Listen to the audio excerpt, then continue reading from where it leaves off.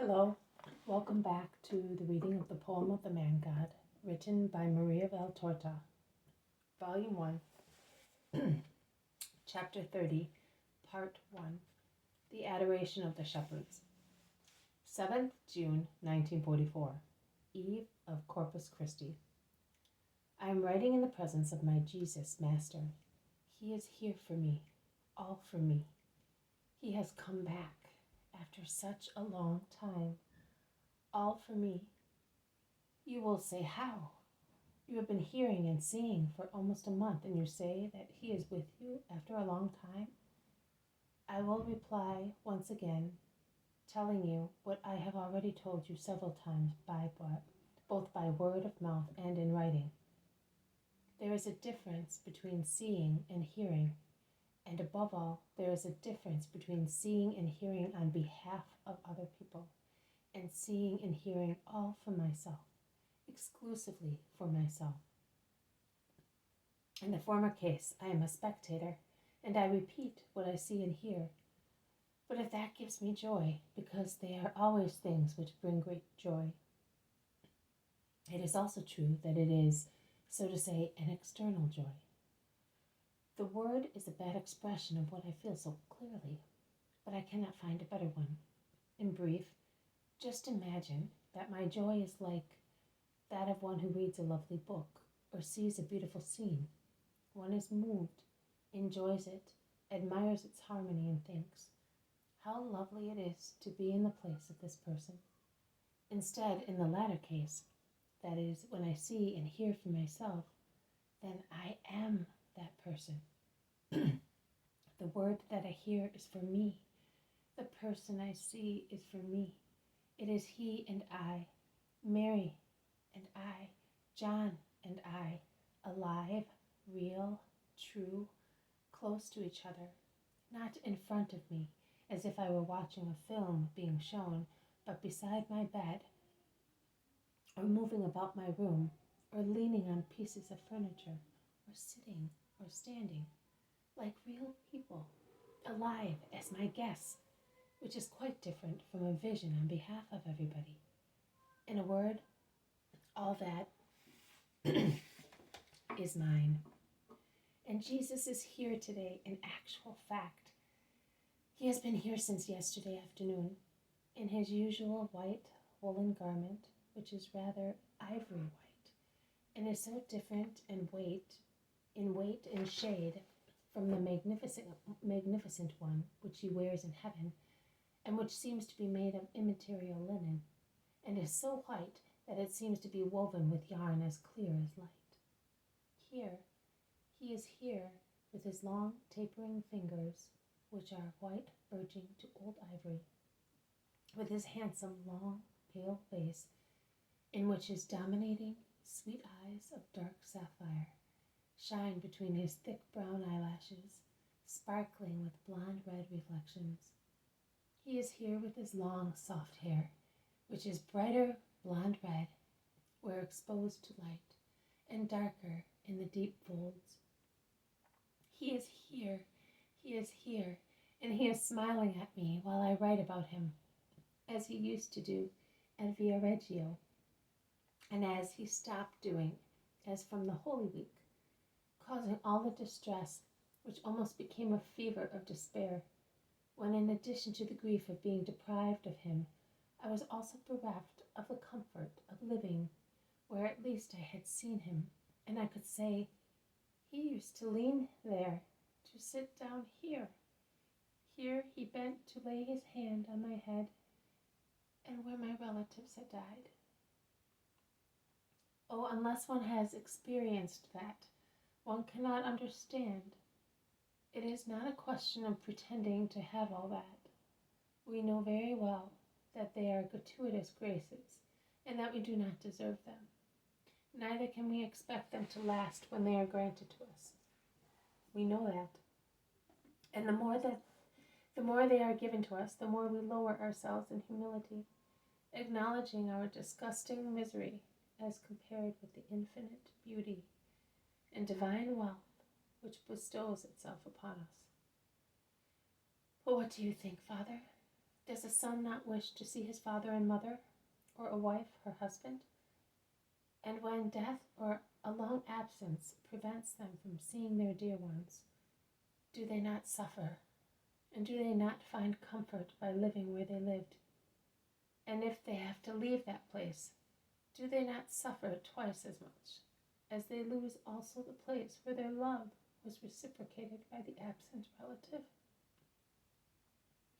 Can those who suffer thus be reproached? No. And what about me? Is Jesus not my father and spouse? Dearer, much dearer than the dearest father and spouse. Ah, and that he is such to me, you can judge by how I behaved at my mother's death. I suffered, you know. I still weep because I loved her, notwithstanding her character. But you know how I got over that difficult hour. Jesus was there, and he was dearer to me than my mother. Shall I tell you something? I suffered, and I am suffering more now because of my mother's death, which took place 8 months ago, than I suffered then. Because during these last 2 months, I have been without Jesus for me, and without Mary for me, and also now, if they leave me for a moment, I feel more than ever the desolation of being a sick orphan, and I fall again into the deep human grief of those cruel days. I am writing while Jesus is looking at me, and therefore I am not exaggerating or distorting anything. In any case, it is not my custom, and even if it were, it would be impossible to persist in it while he is watching me. I have written this here, where it is not my habit to do so, because with regard to Mary's visions, I never interpose my poor ego, as I already know that I must continue describing her glories. Was her maternity not a crown of glories every moment? I am very ill, and it is burdensome for me to write, and afterwards I feel extremely weak. But in order to make her known, so that she may be loved more, I disregard everything. Are my shoulders aching? Is my heart giving in? Am I suffering from a racking headache? Is my temperature rising? It does not matter. Let Mary be known, beautiful and dear as I see her through God's kindness and hers, and that is enough for me. Later, I see a very wide country. The moon is at its zenith, and she is sailing smoothly in a sky crowded with stars. They look like diamond studs fixed to a huge canopy of dark blue velvet, and the moon is smiling in the middle of them with her big white face, from which streams of light descend and make the earth white. The barren trees seem taller and darker against so white a ground, whereas the low walls, which rise here and there on the boundaries, look as white as milk, and a little house far away seems a block of Carrara marble. On my right, I see a place enclosed by a thorn bush hedge on 2 sides, and by a low, rugged wall on the other 2. The wall supports a kind of low, wide shed, which inside the enclosure is built in masonry and part in wood, as if in summer the wooden part should be removed and the shed should become a porch. From the enclosure, intermittent short bleatings can be heard now and again. It must be the little sheep which dream or perhaps sense that it is almost daybreak because of the very bright moonlight. The brightness is intense to an excessive degree, and it is increasing more and more, as if the planet were coming near the earth or were sparkling because of a mysterious fire.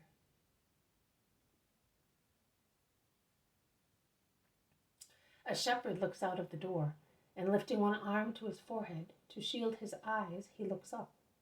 It seems improbable that one should protect one's eyes from the moonlight, but the moonlight in this case is so bright that it blinds people, particularly those who come out from a dark enclosure. Everything is calm, but the bright moonlight is surprising. The shepherd calls his companions. They all come to the door, a group of hairy men of various ages. Some are just teenagers. Some are already white-haired. They comment on the strange event, and the younger ones are afraid. One in particular, a boy about 12 years old, starts crying, and the older shepherds jeer at him. "What are you afraid of, you fool?" the oldest man says to him. "Can't you see that the air is very quiet? Have you never seen a clear moonlight? Have you always been tied to your mother's apron strings? Haven't you? But there are many things for you to see. Once I had gone as far as the Lebanon mountains, even farther, high up. I was young, and walking was a pleasure, and I was also rich. Then, one night, I saw such a bright light that I thought Elijah was about to come back in his chariot of fire, and an old man, he was the old man then, said to me, 'A great adventure is about to take place in the world.' It was for us a misadventure, because the Roman soldiers came. Oh, many things you will see if you live long enough." This has been a reading from the poem of the Man God, written by Maria Valtorta, Volume 1, Chapter 30, Part 1, The Adoration of the Shepherds. Thank you for listening.